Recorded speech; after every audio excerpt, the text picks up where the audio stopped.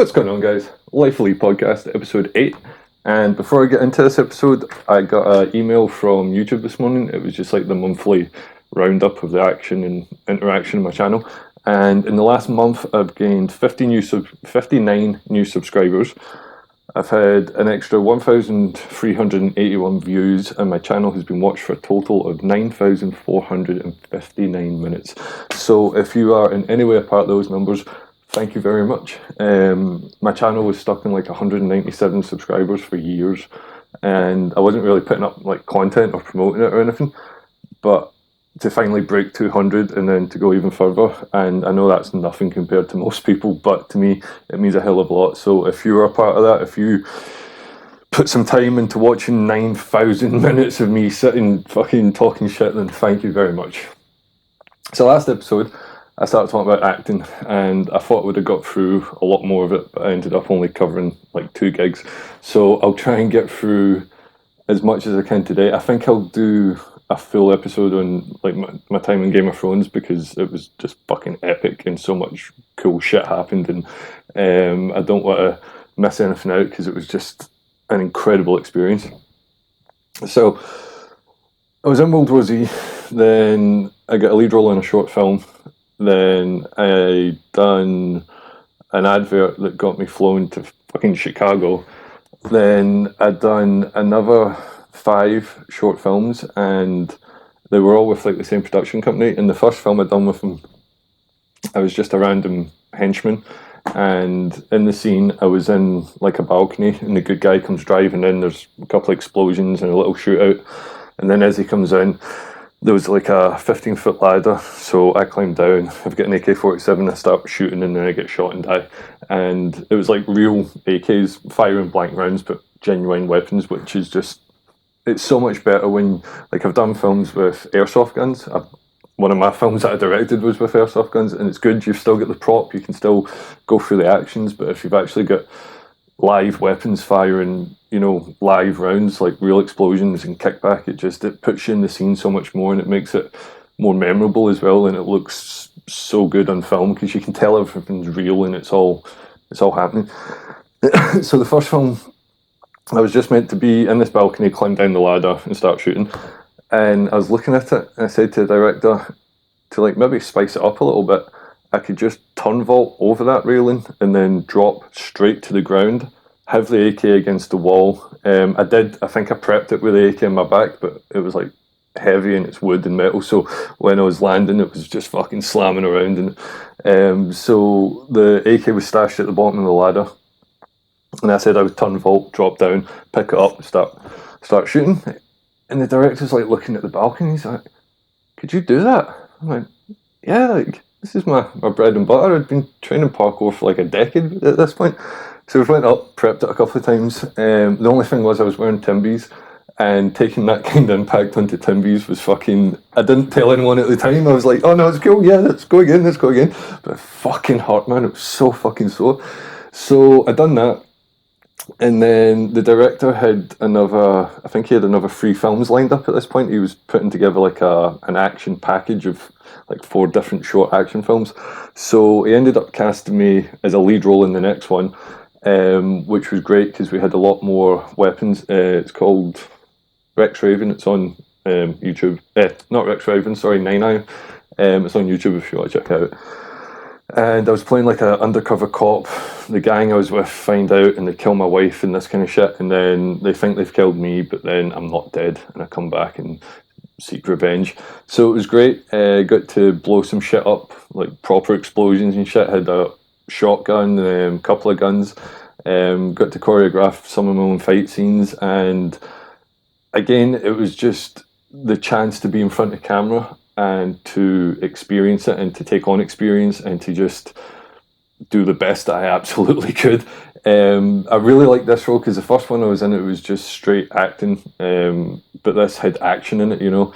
There wasn't not really any parkour, but there was fight scenes and explosions, and so it was really engaging and it was a hell of a lot of fun. Like there was a scene I got to torture a guy. He's doing really well. He's in quite a successful TV show in Scotland now. And I get to torture him with like a golf club, and like, how often do you get to scream in someone's face and be completely fucking vicious and let it all out and go fucking mental, and there's no consequences whatsoever?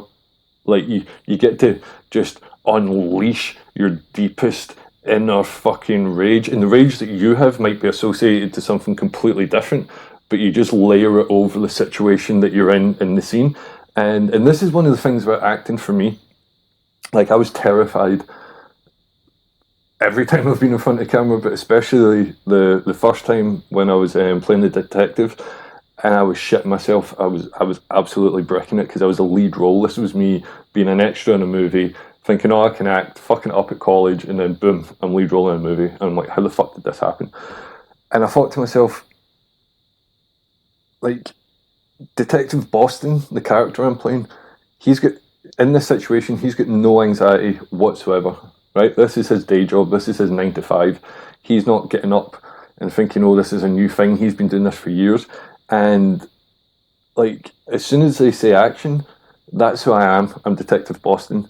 So all of Lee and his anxieties and his insecurities, they've got nothing to do with what's about to happen.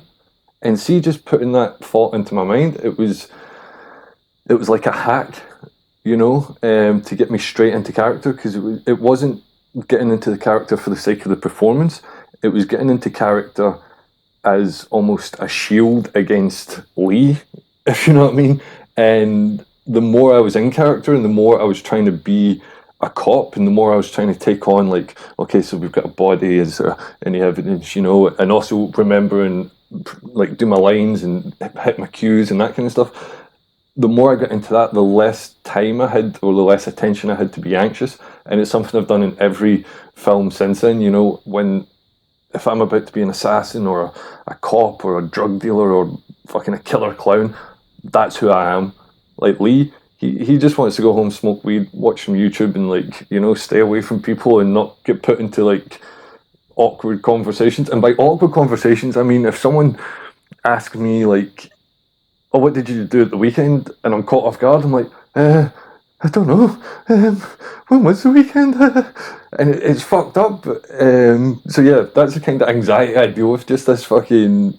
I'm alright if I know I'm going to be talking to someone, or if I know, like, if I'm going to meet up with a bunch of freerunners, I'm cool. Like, I've always got free running to lean back on. If I'm going to be in a, like, film and there's actors, cool. I can always talk about movies. But it's, see, if I get in a situation where it's just me and another person, and there's no real external reason for us to both be there, I start freaking out, and I get, like, all clammed up and can't talk and shit. It's weird. Anyway, talk about acting here. So 9/11, yeah, like, going nuts and torturing someone and screaming in their face. Like, this is one of the guys that killed my wife, so I was trying to get information, and I'm like, "Rrr." And then it's so therapeutic to be able to just fucking cut. Cool. Sorry about that, man. Sorry I spat you there. Good seeing you. Blah blah blah. I would go in again. You fucker.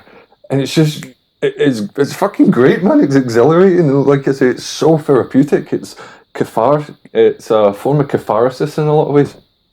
So I've done that short film. Next short film was 4 Floors. I was playing like a mercenary in it. And there was a lot more fight scenes in this one, so I brought on basically all of my free running team to be henchmen. And it got to a point, like, one of the guys from my team, Alan, he ended up playing, I shit you not, 17 roles in one film, and they were all henchmen. And it was like, he would run in and he would get punched, and he would be wearing like a balaclava, and he would hit the ground, and then you would turn around and there'd be another guy running in with like a different type of ski mask, and it was just him again, and it was just the angles and that kind of shit. But that was a great film. Lots of gunfights, lots of, like, actual fisty fights. Like, I was in a me versus 3 dude fight, and I got to choreograph it myself. It was my team, so I was comfortable with him. Like, it's great doing this stuff. The people you meet, but meeting someone on a set and being like, oh, right, you still got a fight scene, can you use blah, blah, blah, blah, blah, and having to come up with it and getting the timings and that kind of shit. If it's someone that you know and you trust, and especially from a free running team, like, I knew their capabilities, and, like, I knew, like, he might go a wee bit hard in this, he might be a wee bit blah, blah, blah, it's so much easier if you know the people. So that was 4 floors, and then Free Gun Gang. That my role in that was actually wrote in specifically for me, and it featured like a really long parkour versus BMX bike chase, and again got to do all my own fight scenes and choreograph them as well. Well, most of them, which is just like, this is why I do this shit. I wasn't getting any of these films I've been talking about this episode, wasn't getting paid from. We had good lunches, travel reimbursed, like that was it. But it was experience, and it was fucking great experience. And I get to take on more credits as well, like fight choreographer, stunt consultant, assistant director, fucking, and you know, it just gave me the experience that I was looking for. And it's experience that you're not gonna, I wouldn't have got if I'd went to college. If I'd been at college, I wouldn't have been able to do these films. And the experience I would have been getting was, okay, like you four go in a group and come up with a scene, and you know, and then we'd be performing it in front of the class and blah blah blah. I'm out here like doing fight scenes and fucking machine gun fights and explosions and car chases and acting at the same time, you know. Like you can check out my action reel. Jump on YouTube, Lee Anthony Action, and you can also see my acting show reel, which needs much more stuff put into it, but Lee Anthony Acting, and most of the footage in there comes from these two films, and like loads of free running kind of shit that I've done as well. So done, finished those films. All great roles. Like the horror film, I got to play like a seriously mentally deranged fucking guy, which was good. And then I get cast in an advert, or sorry, a commercial for the Irish Health Board, and this is where, like, my acting career is so similar to Joey Tribbiani's. It is fucking unreal. It's so funny and shit. Like, when I'd done this advert, someone had said to me, like, fucking, oh, it's like Joey with the gonorrhea advert. Was it gonorrhea? I can't remember. But, and then the next thing that happened was exactly what happened to Joey as well. So I get cast in this advert for the Irish Health Board, and it was just basically a public service announcement, and the hook line of it was, whenever you sleep with someone, you're basically sleeping with everyone that person has slept with. So go and get yourself checked out, you manky bastards. That's basically what it was saying. So it was a 2-day shoot, and I get paid $1,200, right, for the 2 days. Like, when I was a support worker for 6 years, I was earning roughly $1,100 a month, and now I was getting $1,200 for 2 days' work. You know, and that's when I'm like, shit like this is getting filmed all the time. These little adverts, these little fucking blah blah blah blah blah. If I could do 2, 3, 4 of these a month, you're fucking laughing. Do you know what I mean? That's when I started thinking, like, you don't need to be like fucking Brad Pitt or like known or famous or that kind of shit. Like, there's money out there, and good money for doing relatively little. Like the 2 days work that I was doing, first day I was the only actor that had been cast. The other 5 people were all models. So there was like 3 girls, 2 boys. No, 4. There was 4 guys and 3 girls, I think. And the first day they were all just basically setting up the shot in the other room, and it was in a really nice townhouse in the West End of Glasgow. Like, me and one of the boys went out for a smoke, and Frankie Boyle walked past us. He must have lived local. But it's little moments like that. See, when you're like standing, or you've just been in a film set all day, you know, it's like catered and all that kind of shit, and you're sitting with a bunch of models, like it, and then you come out and you're just getting a smoke, and then Frankie Boyle walks past. It's like, you know, I'm dipping my foot into this world that I wanted to be in. Like, this is what I was aiming for, like this kind of fucking lifestyle, instead of sitting in an office or in a factory or fucking standing in a shop. Like, do you need any help with that? Do you need any help with that? And like this was a taste of you know, not the highlight, but it felt like I was doing it, and I knew I was getting paid $1,200 for fucking 2 days work. And the work, what it was, the actual shot, it was a tracked shot, and it was going all the way around and that kind of shit. And there was a couple on the bed, and then everyone else in the room was the ghosts of the partners. Not that we were dead, but just like the images, the fucking, we were called ghosts in the script, and it was as if they were all like walking up as if they'd just finished, and then they were like getting dressed and walking out. So we were all basically in like underwear or half dressed or blah blah blah. So my scene was I was sitting on the edge of the bed, my t-shirt was next to me, and I had to stand up, put my t-shirt on, and walk forward 3 steps.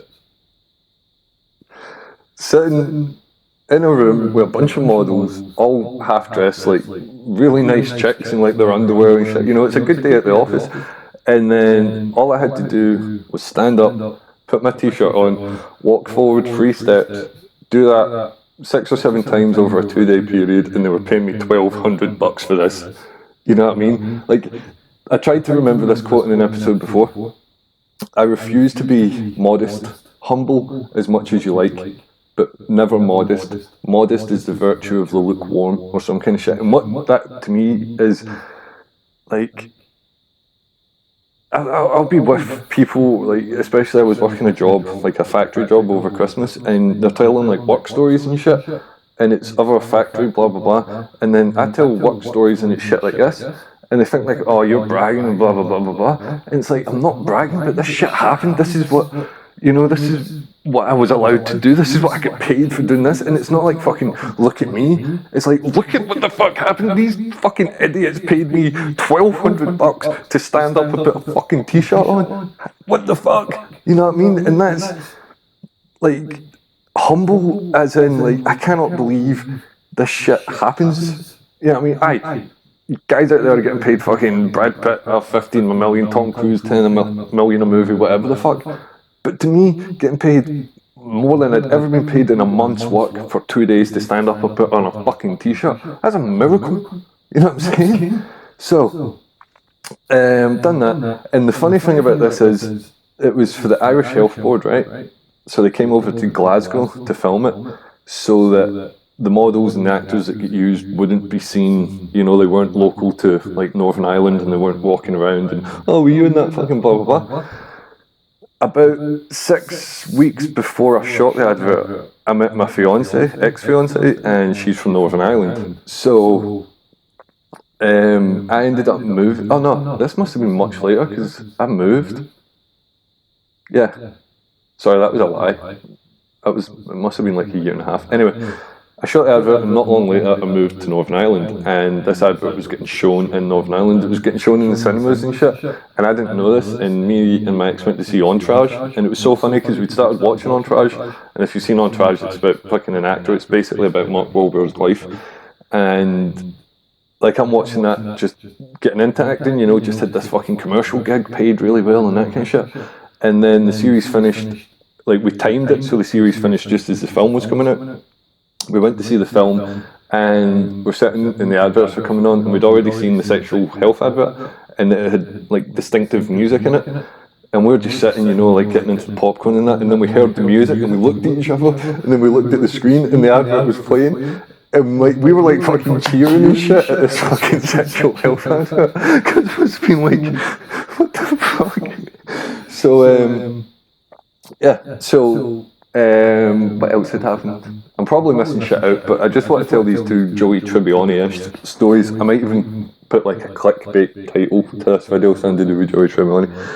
If you see it and it was clickbait, then this is where it came from.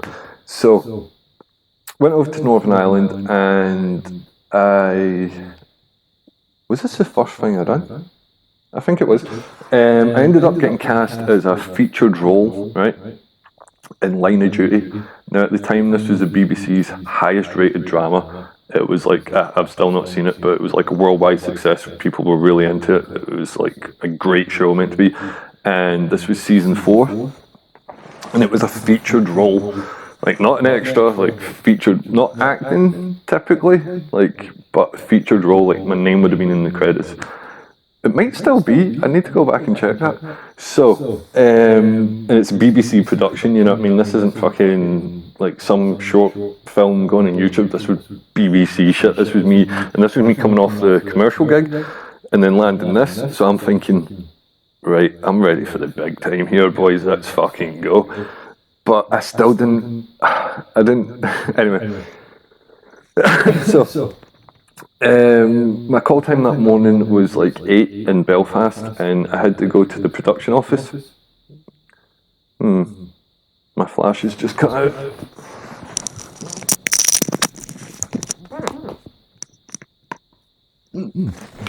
Right, we're still filming. I thought my phone had stopped because the flash had turned off, but apparently we're still good.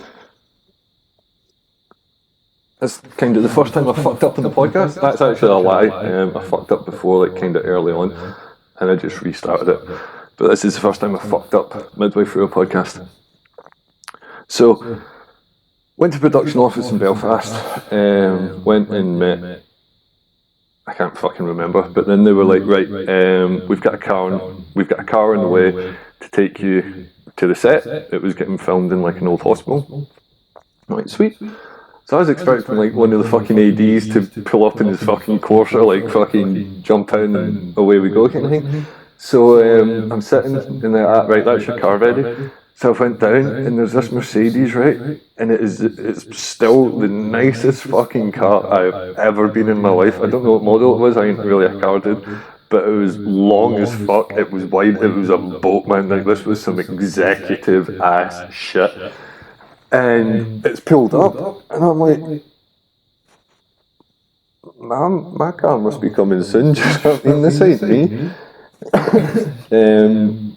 But guys, get out. Is that Lee? I'm like, yep.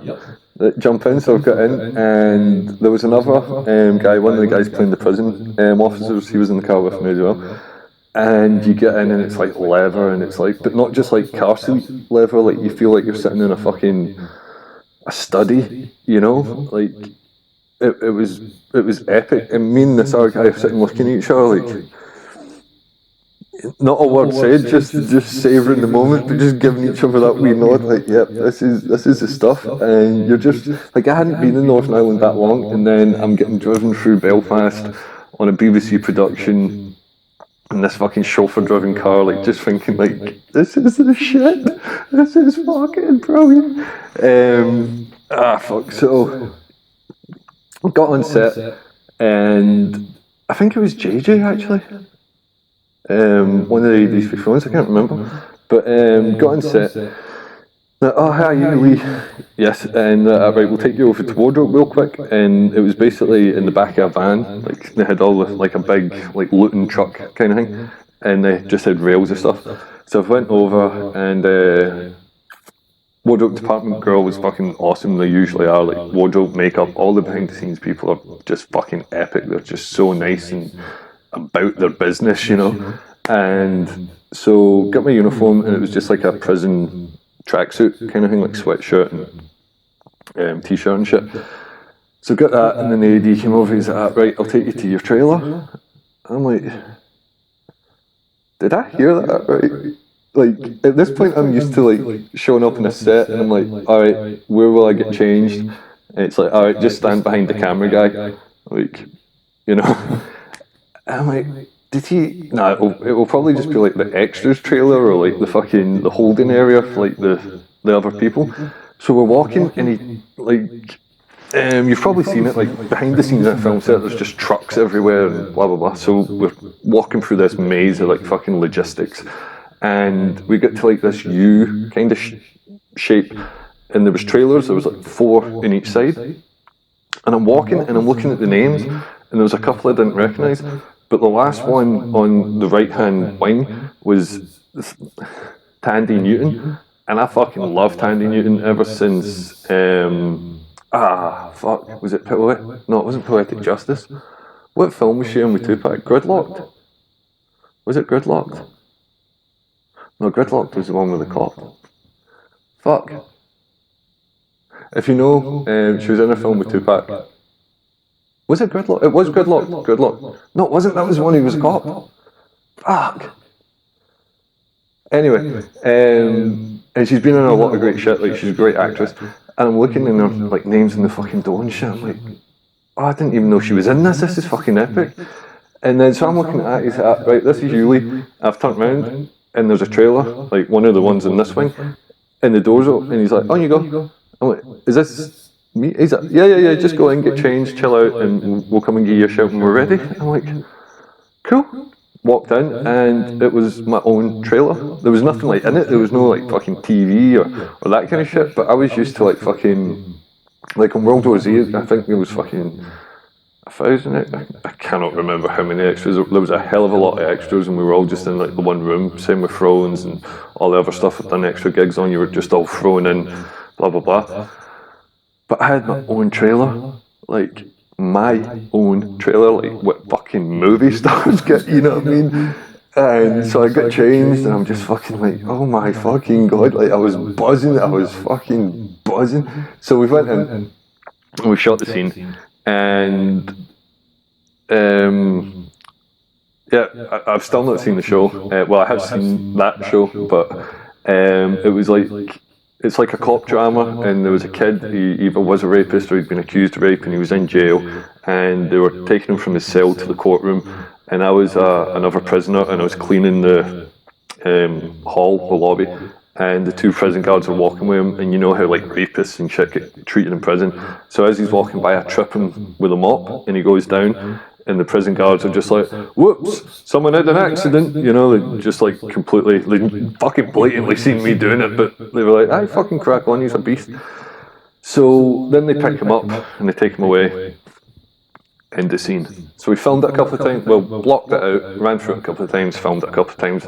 Right, Lee, thank you very much for that, that's you wrapped for today. I'm like, yes. So walked out, and they put me in the car back to the production office. So, but it was just myself this time, so I had all this time in this car to just feel like, oh man, that's definitely a stepping stone in the career. You know what I mean? Like some of the stuff I've done has just been like the next job I've done, and you know, nothing really significant, but it's all experience at the end of the day. It's all another line on my CV. But this was feeling like, yeah, that was a bit of a jump you've taken there, mate. Like. And then get out of the production office, and I was just walking through Belfast, just feeling really fucking good about myself, like looking at all the other people coming out in their work break, and they're, you know, eating really quick, and they look stressed, and they're walking around on the phone, blah blah blah, and I was just like, that's me done for the day. Like the rest of the day's my own. I've just earned a good bit of money, you know, fucking big step in my career. Like I felt really, really good about myself. So.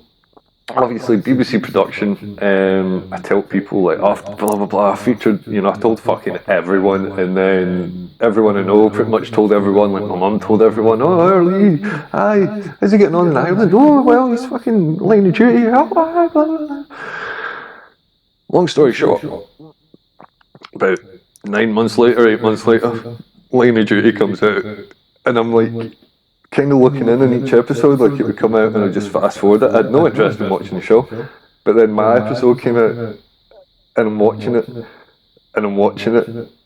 and they go and they get the guy for his jail cell, and I'm thinking, ah shit, this is it, here we go, and he walks out, and then the camera cuts, and it's him in court, and it's like do, and then they take whatever the fuck happens, and I'm like,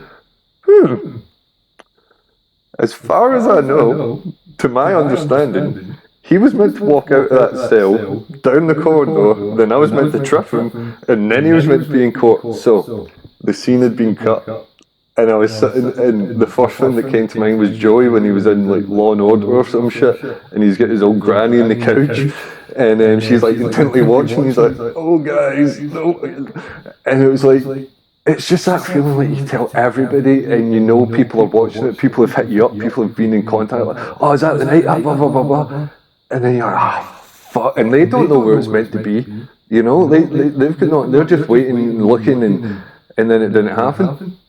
So, yeah, that was my two Joey Tribbiani moments, sorry, and I got a casting call like 2 days ago for, again, quite a well-paid role, 2 day shoot back over in Northern Ireland, but it involves full frontal nudity. And it's something I've not done. I was like a topless butler, which was fucking close to full frontal nudity. It was full rear nudity, with like, depending what angle and how the light was cast, I don't know. But yeah, so if that happens, it's just another fucking Joey Tribbiani bump in my career. So hopefully one day I'll land a role as a doctor or a big movie or whatever, but we'll see how it goes. So we've just hit the 30-minute mark. I'll wrap up episode 8 there. And once again, everybody that's watching this, thank you very much. I'll keep doing them if you keep watching. Peace out, be good to each other, and eat your vegetables. I don't eat vegetables, but you should.